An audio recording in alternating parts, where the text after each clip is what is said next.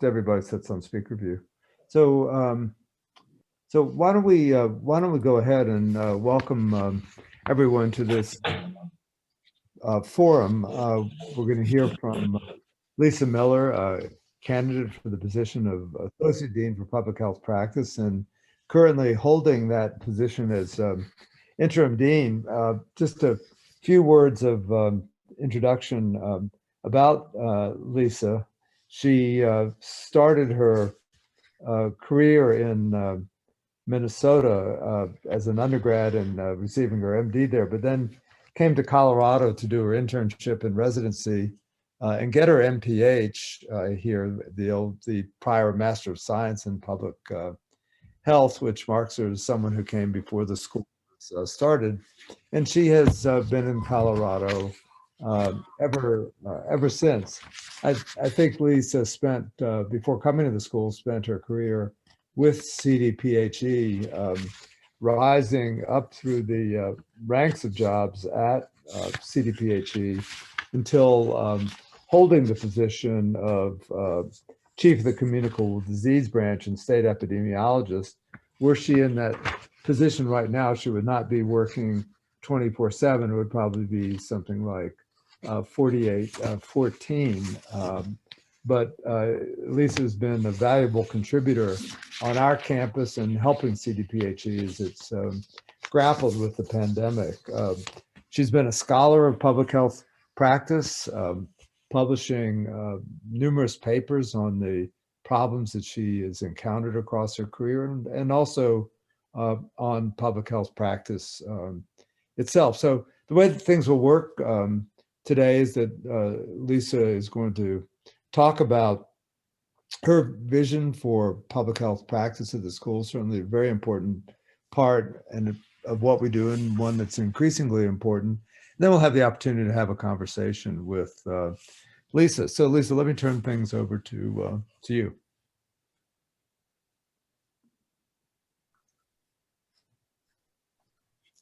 Let's see. All right, need to unmute to start it off. Okay. And everyone can see and hear okay? Yep. Okay, good.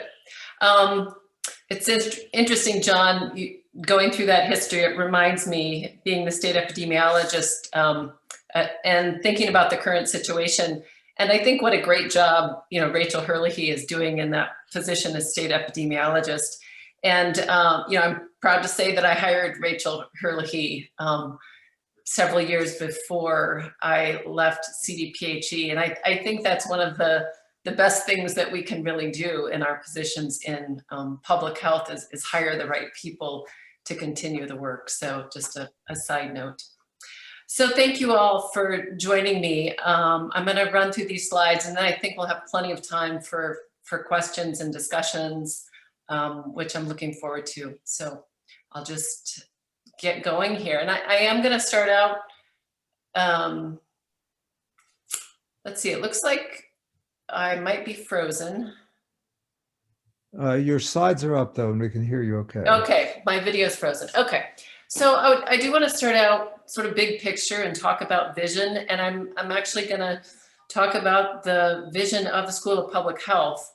So just to remind you, in case you've forgotten what the vision is, it is that the school will become one of the nation's premier institutions for public health education, research, and practice, and the bolding is mine, by delivering programs that are based in science, proven in practice, and adapted through creativity to meet pressing population health needs. And so for me, the vision of this position is to really make real this vision regarding practice in our school's vision. So putting practice right up there with education and research and making that a real part of our school's vision.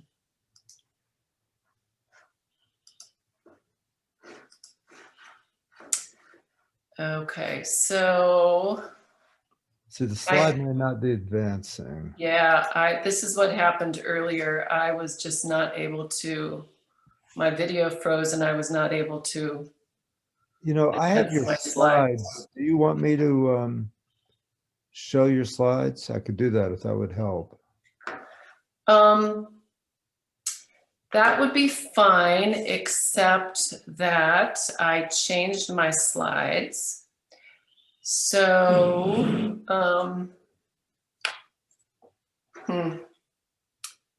yeah, I guess it's just an internet thing. And Lisa, if you turn off your video option and turn it back on, I don't know if that's going to help. It could just be. Yeah, my whole computer is frozen, so I can't do anything. You know, I can't even work the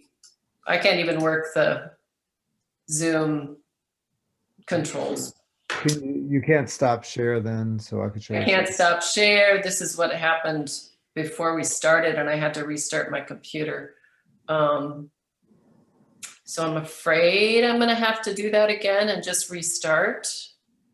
Okay, so we'll all just take a couple minute break here. Come back, and if you have trouble or something, just give me a phone call, Lisa. I think you have my number. Okay, I think you know, the restarting helped before. Maybe when I log back in, I'll log back in without video, and I'll also email you this recent.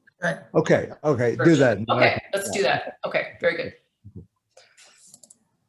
Everybody, just bear with us for a moment here.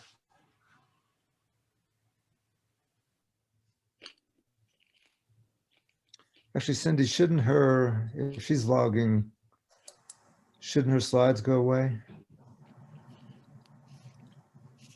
I wonder if we all need to leave and log back in, because I still have her. Here, I'll stop the video for her. See if that. Because we seem to have her slides stuck. Mm-hmm.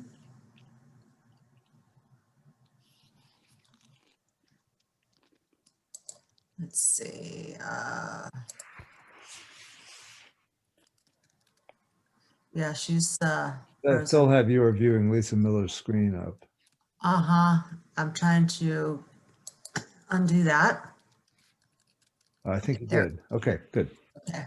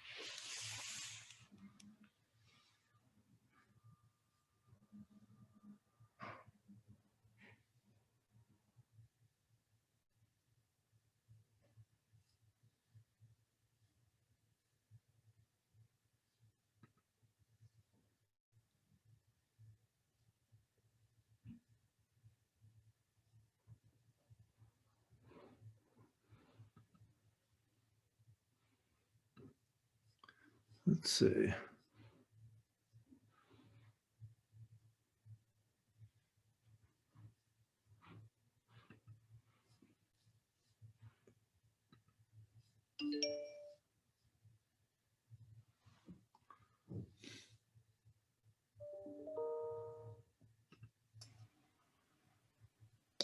Okay, I do have Lisa's slides. So Let's try this again. Sorry about that. You know, my internet connections are usually very reliable. do you want to go ahead with your slides then?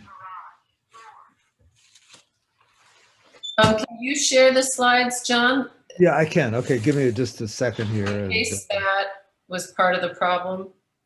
Okay, give me 1 second. And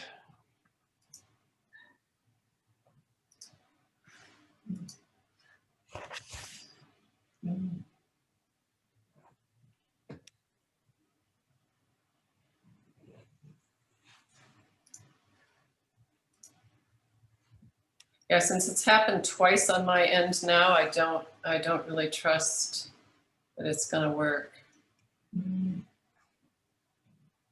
Okay, I think I've got the right ones.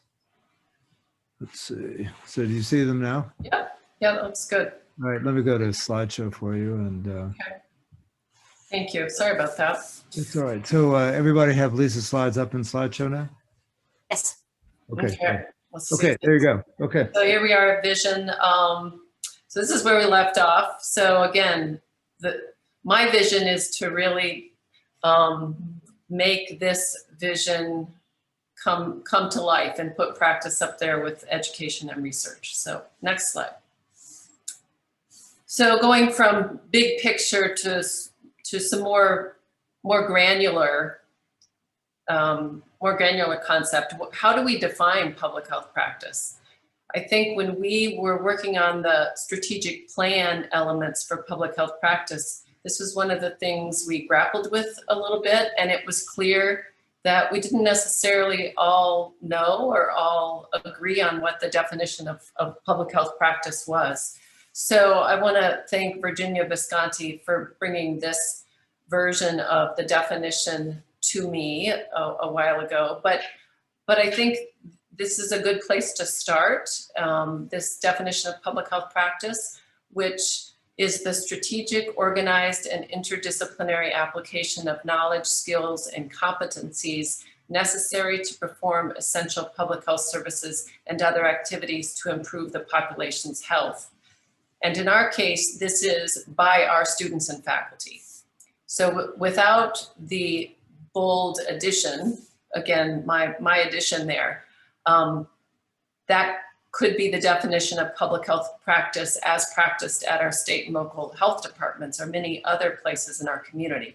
But when we talk about that activity of applying our knowledge to public health by our students and faculty, I think that is what we're really talking about when we're talking about academic public health practice. So next slide. And I do think it's useful to go through the relatively short history of this position to sort of understand the context of this position and how it might have varied depending on the person in the position. So let me just spend a couple minutes on that. So the first person in this position was Tim Byers, and Tim Byers was a physician. He was the director of the Center for Public Health Practice and also the Associate Dean for Public Health Practice between 2008 and 2015. And here's a quote I liked from Tim. This was in an article on a blog about Tim. And it says, it wasn't that I ever discovered any one thing, but I helped move things along and was part of groups that helped make changes that might have taken much longer. And I think that's a good sentiment, and I agree with that sentiment. So that was Tim. And then next, we had Elaine Mendoza. So Elaine was an HSMP. She was not the director for the Center for Public Health Practice, but she was Associate Dean for Public Health Practice from 2015 to 2020. And importantly, part of that time, she was also the interim dean for the school before John came here. So between 2016 and 2017, she was interim dean. And this is a quote from her. Her goal was to catalyze excellence in practice-engaged education, research, and service, both internally and externally, by building bridges with our community and public health partners. Again, a great summation, I think, of really what the purpose of this position is. And next slide.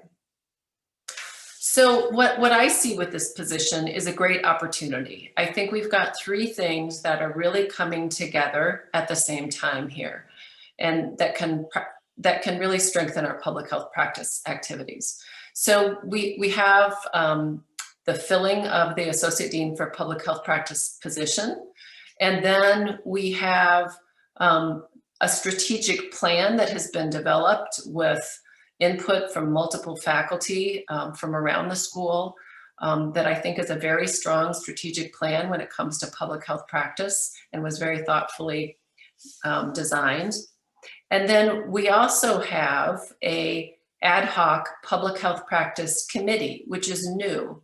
And this is a committee that was recently approved by the Faculty Senate, and again is a committee that is similar to other committees that exist in the school for curriculum or for research. But now we also have this committee for public health practice. So we're putting this on the same level as education and research. So next slide. And let me talk about both the strategic plan working group and the public health practice committee, which you'll see are related. But so back in 2019, if everyone recalls, we developed a strategic plan, and there was a specific group that focused on public health service and practice, and it was led by Lee Newman and Virginia Visconti. And you can see the members here. I was a member of that. We had fairly wide representation from both UNC, CSU, and from around the AMC campus. And we had a few outside members of that group as well. So we worked for several months to create a strategic plan focused on the elements related to public health service and practice. And then our ad hoc public health practice committee was really just constituted a few weeks ago, and we had our first meeting last week. We've been consistent here, and we have Virginia Visconti, thankfully, who has agreed to chair our group. And you'll notice some of the same members in this group. I've bolded those members that are the same, so we have some continuity between these two groups. But importantly, I think we have some additional members as well. And I just want to go through this membership list here to recognize the members and recognize the diversity and the breadth of membership, because I think that is an important issue with public health practice, that we really understand practice from around the school. So we have Sarah from Piper, we've got Mary Dinger from CBH, and also importantly, I think, the practice-based learning director, so that we have a link with practice-based learning, Cerise from the center, and importantly, again, Associate Dean for DEI, Liz from UNC, Molly from CSU, Arnold, who's CBH, and also Community Epi and Program Evaluation Group, Lisa from EHOH, and Capstone Integration Director, Wei from Epi and LEAD, Elaine from Epi and Rocky Mountain Public Health Training Center, Lily from EHOH and Center for Work, Health and Environment, Nicole from Cayenne, Greg from HSMP, and Mike, EHOH and Center for Work, Health and Environment as well. Thanks. So our group represents various departments, various centers, and all our campuses. And I think we've got really great initial representation, but I think we could also grow over time, because clearly we don't represent every single center in the school. But I think it's a really good place to start. I really believe that this position, and I in particular, need this broad expertise and recommendations from faculty from across the campus. I do have a strong background in public health practice, but I realize that it's really a narrow background. You know, I spent my career at State Public Health, and I recognize that public health practice is much broader than that. And we really need to think broadly about public health practice and represent all of the areas of public health practice from across the school and in our campuses on the CSU and UNC. And I really do think faculty on this committee, I look at them as being vital to how we implement the strategic plan elements. We have these elements developed, but I really need recommendations from this committee about how to go about really implementing these recommendations. And that's really a major purpose for the committee. I also think faculty on the committee are champions and can really help communicate to the rest of the school what we are doing with public health practice.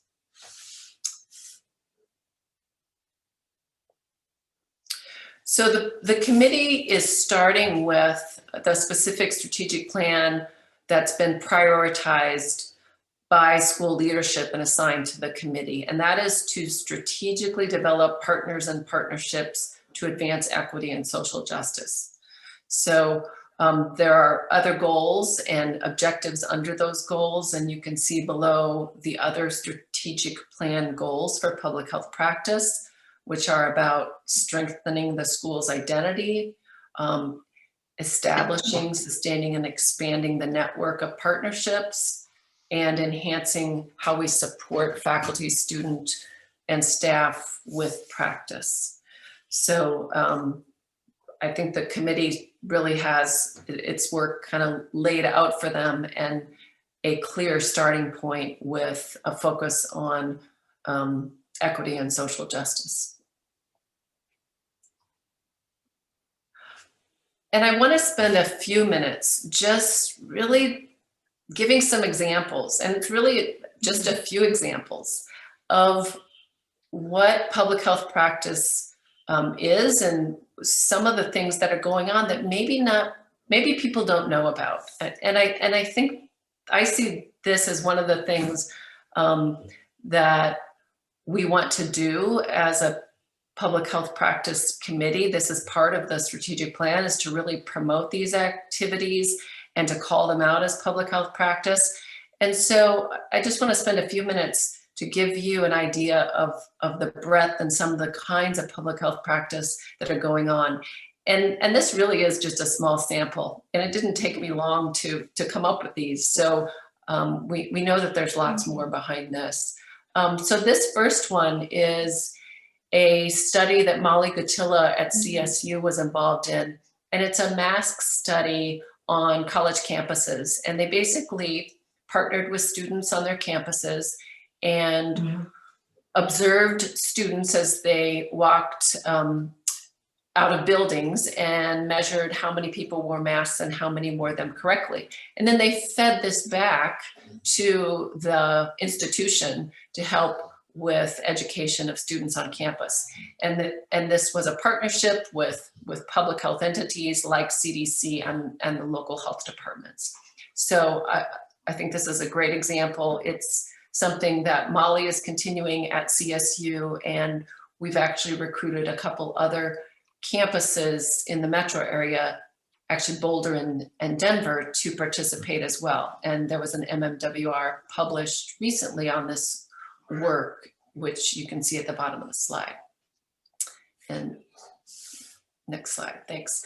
So here's next a couple examples from the Center for Health Work and Environment.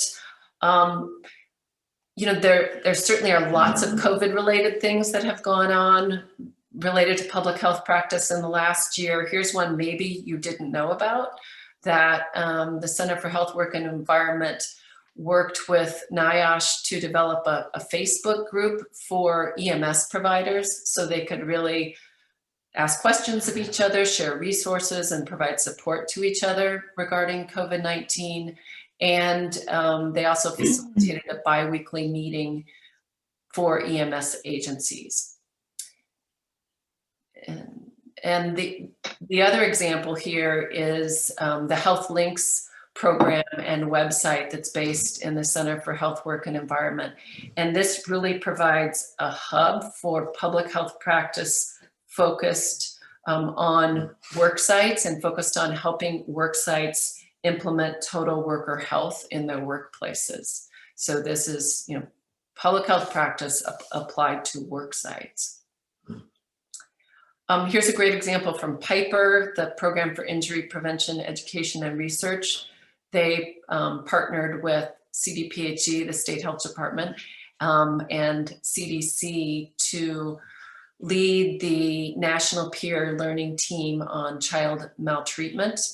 And the goal of this program is to really elevate this topic of child maltreatment prevention among state and public health agencies. One of the things I think is wonderful about their webinar series, this Research in Progress webinar series on preventing adverse childhood experiences, or ACEs, is that not only are they sharing sort of the latest research and latest information for public health practitioners, but they're also asking public health practitioners to give them advice. So, you know, what can we as researchers learn from the community to guide research? So I think that two-way communication is really important, and this is a great example of that. And then here's an example from HSMP, which is about leveraging health policy expertise to inform state legislation. I think a really important area. You all may be familiar with Fiscal Notes. Fiscal Notes are documents that are attached to legislation that describe the fiscal or monetary impact of legislation. So this just uses that concept in a health way. So health notes are documents that can provide objective, nonpartisan information that help legislators understand all the connections between all these things that they are working with, like education and housing and transportation, employment, and how those things impact health. Because we all know those things impact health, and we know that that's how we make significant impacts on health. So in this case, they did a health note for a bill about state funding for full-day kindergarten in 2019 in the state legislature here in Colorado. And they really tried to answer the question, what is the evidence base regarding full-day kindergarten and its effects on children's educational outcomes and short and long-term health and well-being? And this was done through the Health Impact Project, which was funded with Pew Charitable Trust funding and overseen by Greg Tung and HSMP. And here's a slide that I don't expect you to read, and that's sort of the point. These are the activities just over the past year or so. These are the public health practice activities from the Latino Research and Policy Center. So, and I'm pretty sure these aren't all of the activities, but you can see how many activities the center was involved in. And let me just highlight a couple. Thanks. I'll just highlight a couple here. They coordinated media interviews with bilingual public health and clinical professionals on COVID-19 and other health topics. And they developed an interactive map of community vaccination sites in Spanish and for Latino community members. So just a couple highlights there. All right, so again, that was just a sample. There's lots more, but I hope that gives you an idea of the breadth and the different kinds of public health practice activities that we want to support and we want to promote.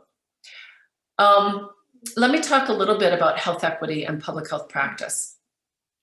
I think this is really, health equity to me needs to be part of what we do in all our work. It really needs to be a lens that we see our work through and not a separate issue. And I think related to that is that we need to have humility with our public health partners. Particularly in this area, they may be ahead of us in some ways regarding health equity.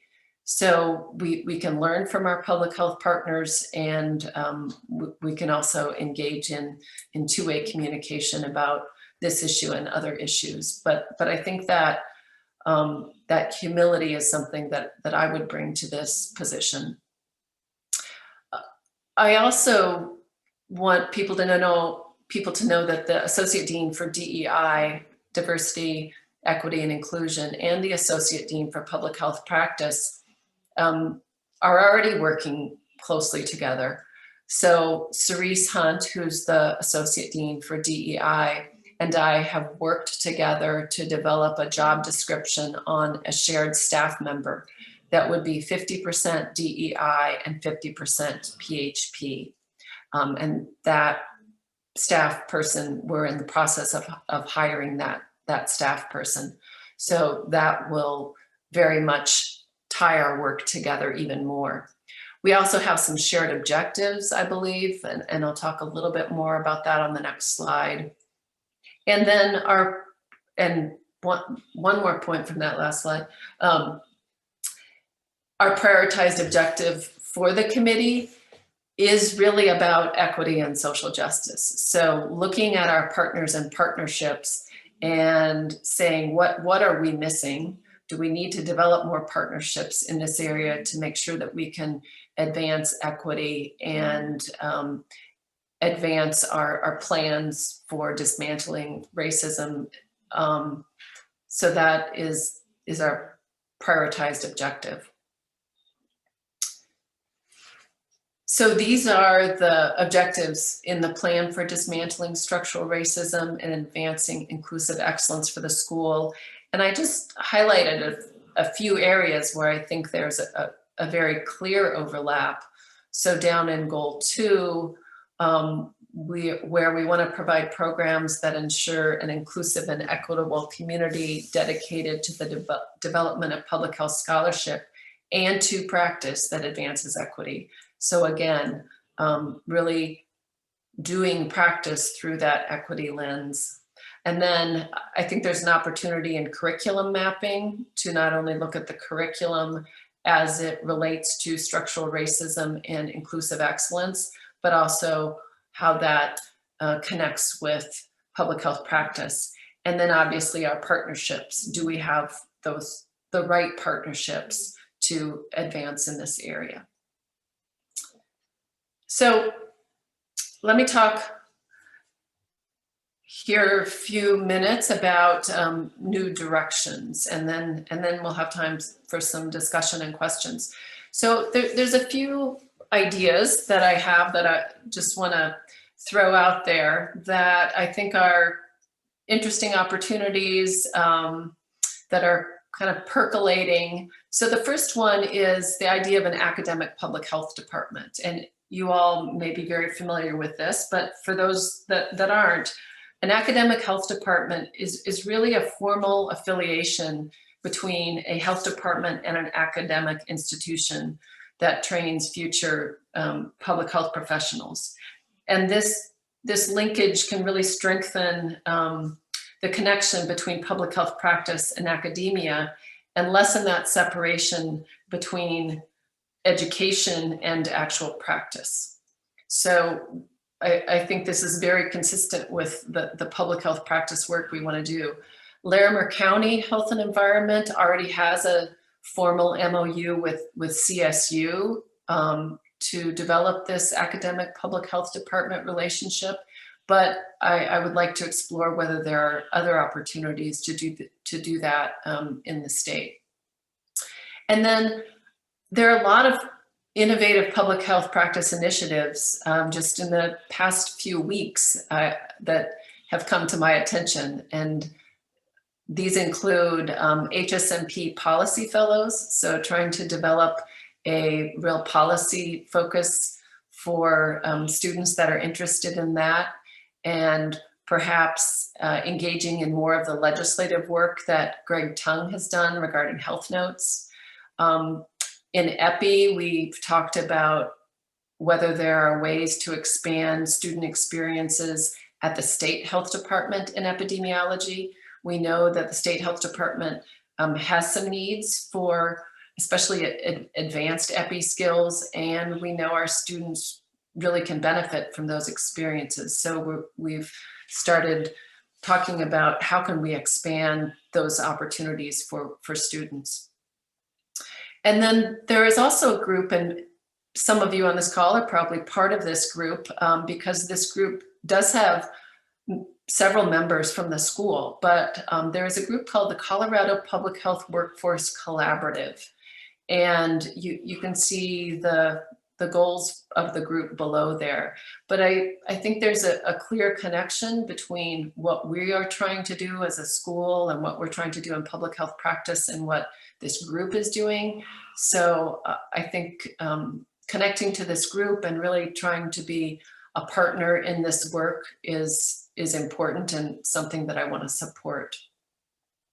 And then finally, I do think we need to be aware that the post-COVID world will be different. I think we need to be able to react to opportunities and new directions, and I think there will be some. And next slide. These are my new slides, John. You haven't seen these. So I went back, and this was a new thought I had this morning, and so this is a new slide, but it just occurred to me that there's this article that was published in 2017, right, that talked about Public Health 3.0. And there's a quote in this article that, looking back on it, is very, very telling, I think. They say, unfortunately, the need to strengthen the public health system and the peril for failing to do so is often only revealed in the context of disasters and crises. So that's what we've seen. But they talk in here about Public Health 3.0 really being about cross-sector collaboration and a focus on partnerships, a focus on social determinants of health, and a need for leadership that they call a chief health strategist, whose role is really to bring together other organizations. So you need the skills and capabilities to drive collective action.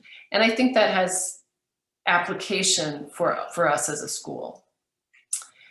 And next slide. And then we also have Reimagining Public Health in the Aftermath of a Pandemic. That was a recent article that John was senior author on. And again, I think some similar ideas here. We really need a reinvented public health system, which will depend on leadership and political will, rethinking how we categorize and address population level risk, employing 21st century data sciences and new communication skills. So I do think we've got a great strategic plan, but I also think it is important that we think about being nimble and think about being able to respond to these changes that I think inevitably are going to happen over the next few years. All right, so let's see if I can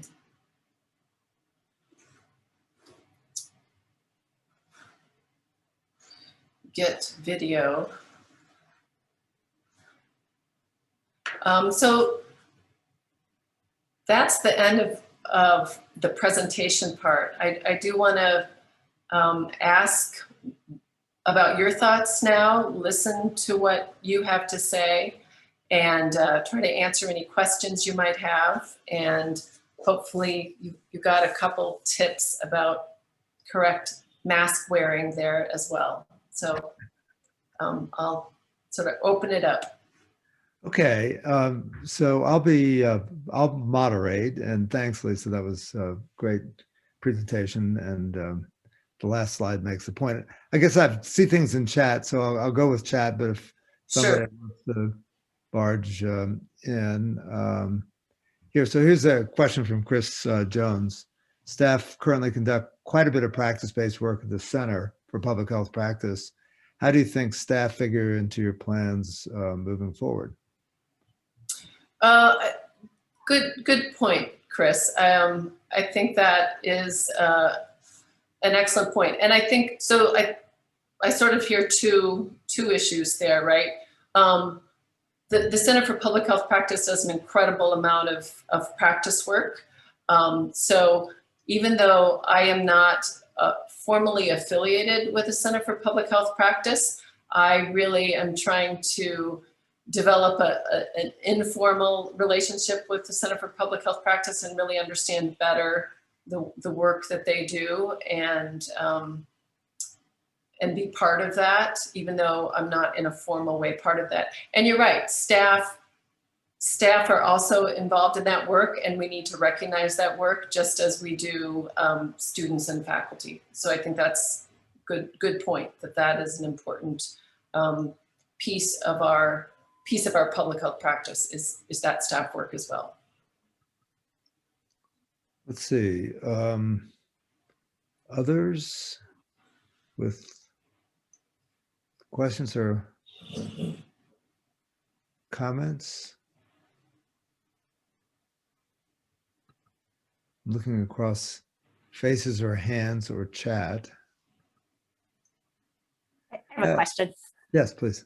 Yeah, Virginia. Lisa, thanks so much for the presentation. I really appreciate all the ground you covered and the very nice way that you acknowledged all the contributions of folks that have their hands in the work right now. So do you see your role supporting faculty who are interested in incorporating partnerships into the courses that they teach, supporting them and identifying partners to work with and what their classes could look like, so students are exposed to public health practice through their coursework? Thanks, Virginia, for that question. I think there are probably some situations where I might be a good person to do that, but I think an important role for me in this position is to be that connector and to identify, maybe I'm not the best person, but to really identify other people who can help support faculty in a particular course. So I didn't mention this, but I do think it's important too. This is a 0.2 FTE position. So, this position can't be all to all people, right? I think there's some limitations, obviously. So I see this really as a connector and really bringing people together with the right resources. Thank you. And there's a question from Mary Dinger. Actually, before the world was turned upside down by the pandemic, we were having some conversations with Denver Public Health, Bob McDonald, about having a formal relationship with as an academic public health department. And I think I'll answer that one. I think we were waylaid, Mary, by the pandemic, but certainly that's a place to go back to. And I think we have many stronger connections now with various local public health agencies because of the connections made during the pandemic, and I think the trust that's been built. So I think that's important. Maybe, Lisa, if you could say something about sort of 5 years on, what do you see as sort of the transformations that will have happened that you would like to see happen? Well, I think, I feel like right now, if you walked up to a faculty member, maybe not one who watched this presentation, but if you walked up to any faculty member and you said, what is public health practice? What does that mean for our school? And, can you talk about what kind of work we do in public health practice? You might get a lot of blank stares or I'm not sure. So in 5 years, I would hope that, we've elevated public health practice and we've increased staff and faculty and student understanding of public health practice so that if you walk up to any faculty or staff or student, they can very clearly explain what that means and why it's important and talk about some examples. Okay, Lily?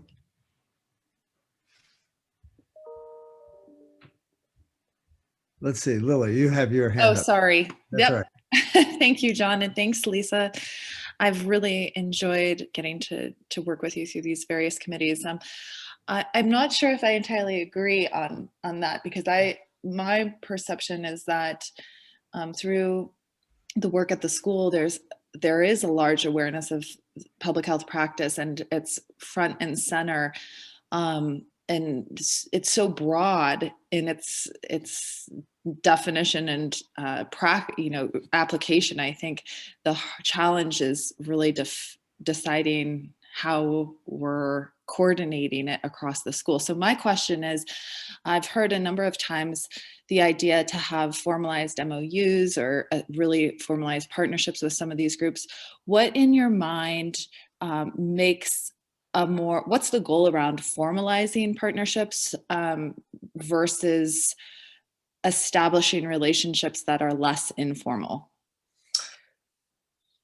Sure. And thanks for that perspective. I do think I agree with you. There is a lot going on. I'm not sure that it's always recognized as public health practice.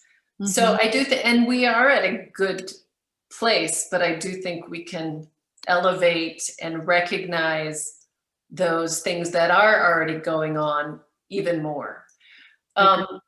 And so the formal, informal, I think there are times when a formal agreement can really be a method to hold people accountable to what they said they were going to do. So I think there are times when a formal agreement is useful. And in the case of academic public health partnerships, you know, that seems to be an element there, that you have a very clear understanding of what the agreements are on each side of that relationship. But certainly there are other sorts of relationships that don't need a formal agreement. So I do think it depends on the situation and really what you're trying to achieve. That's helpful. Let me just clarify a bit more. So what would you be looking to really prioritize with a formalized partnership external from the school? What do you think is most important? Well, and the only place that I really see, well, there are lots of different kinds of partnerships across the school. So, you know, we have program letters of agreement with our residency programs and all of our partners. There are agreements that Mary Dinger has with practicum sites. The Academic Public Health Center process kind of envisions a formal agreement. So there are already lots of different kinds of formal agreements. I'm not suggesting that we suddenly, you know, change our partnerships and create a bunch of new formal agreements. That's not what I'm suggesting. Really, the only formal agreement that I'm thinking about is when you want to create these academic health departments where you have some clear sort of deliverables or agreements on each side. Thank you, Lisa. Sorry, Sarah has a question. How do we incentivize practice and translation work for faculty who may feel that it is, quote, unrewarded work? Right, and you know, this is certainly something that came up during our strategic plan discussions, and we spent a fair amount of time. And so it's on the list for work with our committee. So I look forward to the input from the committee on this. I do think that it is something that is in our promotion materials. There are elements for promotion based on public health practice. There are examples. I think one thing we might do better is to make people more aware of those opportunities, perhaps make people more aware of the fact that those things are used for promotion. So I think that there's a promotion issue. There's also a tenure issue with public health practice that we can explore some more. I think that's more complicated because it's related to some regent policy that's sort of above the school. But I think there's probably room to really promote and recognize the work more than we do. Okay, here's a couple more questions. They're pouring in. Let's see. Jan asks to talk about forming partnerships with state and local public health agencies. What about partnerships with healthcare systems? And what's the role of public health practice with or perhaps within healthcare systems, both? Yeah, good question, Jan. So again, I think we probably have those partnerships right now. One of the things the committee wants to do, part of the strategic plan, is really understanding that ecosystem of partnerships. So where are we with partners with health systems? What partnerships exist? I don't know that anybody has a good overall feel for all of the partnerships that we have. So one thing is just, what partnerships do we have with health systems?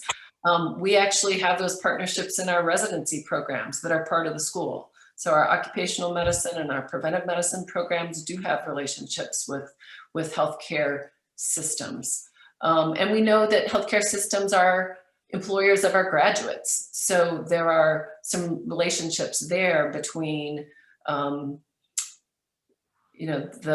the work with the work with folks that hire our graduates. So I think there are some, but perhaps that's a place where we can develop even stronger connections. So here's a question from the other Lisa.